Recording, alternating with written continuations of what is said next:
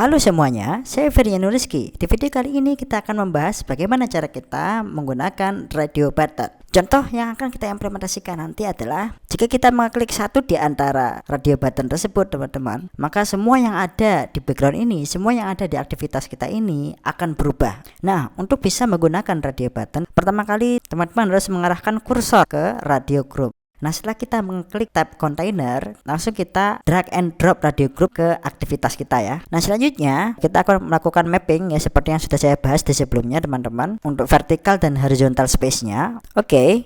Nah, sekarang kita akan beralih ke teks ya di bagian bawah ini teman-teman.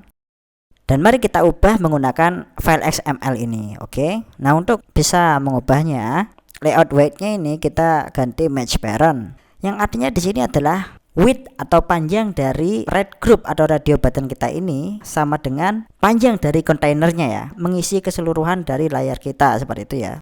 Nah, sekarang kita beralih ke height teman-teman. Sebagai contoh saya berikan 150 dp ya. Oke, jadi ukurannya segini teman-teman bisa dilihat. Oke. Nah, sekarang yang terakhir teman-teman, kita perlu untuk memberikan ID. Saya di sini akan menamakannya RG, artinya adalah radio group ya. Nah, ini bebas menyesuaikan kehendak teman-teman, oke? Nah, sekarang kita kembali ke desain. Kita akan menuju ke tab widgets. Pilih radio button ya, drag and drop. Jadi ini yang pertama teman-teman. Kemudian ini yang kedua. Dan ini yang ketiga. Nah, untuk yang pertama, kita langsung klik di bagian radio button ini teman-teman, dan di sini ID-nya kita ubah. Contohnya di sini saya namakan ID-nya adalah RDO_red.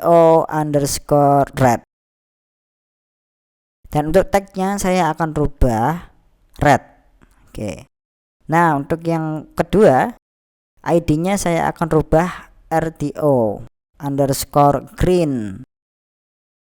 Dan untuk teksnya saya juga ubah green ya. Nah, kemudian yang terakhir yang ketiga, ID-nya saya ubah RDO_blue. Dan teks saya ganti blue. Oke, sekarang kita sudah mempunyai radio group yang mempunyai 3 radio button. Pada kasus ini, jika kita mengklik red, maka keseluruhan background ini akan berubah warna menjadi merah ya. Dan hal yang sama jika kita mengklikkan green atau blue. Nah, sekarang kita akan beralih ke file Kotlin kita di mainActivity.kt ini. Di sini saya akan menambahkan beberapa event terkait radio button kita. Jadi yang pertama kita tuliskan mengikuti ID-nya RDO_red dot set on click listener, oke? Yang artinya di sini jika kita melakukan klik pada radio button dengan ID RDO_red, dan fungsi ini nanti akan merubah background ya dari main screen ini atau activity ini ya teman-teman. Kita kembali ke file XML kita. Di sini kita tambahkan ID untuk main activity kita ya, main activity ID. Oke, Android ID. Di sini saya beri nama screen. Jadi ID ini adalah keseluruhan dari activity kita ya, yang merupakan layoutnya.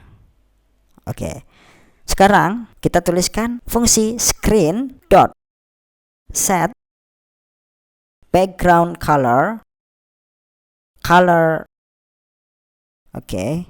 Jika teman-teman menemukan permasalahan di sini, tinggal klik Alt Enter ya. Selanjutnya dot parse colors.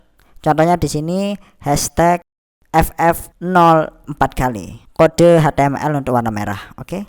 Dan hal yang sama juga akan kita lakukan untuk radio button yang lain. Oke, kita copy paste teman-teman.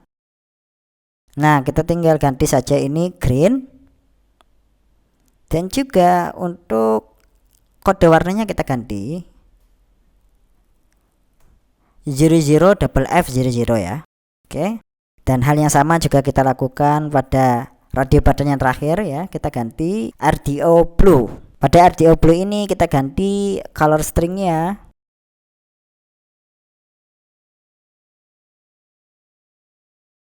F di paling terakhir, oke? Dan arti dari kode pemrograman ini adalah jika kita melakukan aktivitas klik pada radio button yang pertama, maka background dari screen kita akan berubah berwarna merah. Oke. Nah, sekarang mari kita jalankan program ini. dan kita tunggu hasilnya. Dan ini memerlukan waktu untuk melakukan build dan install APK-nya ya di dalam emulator kita ini.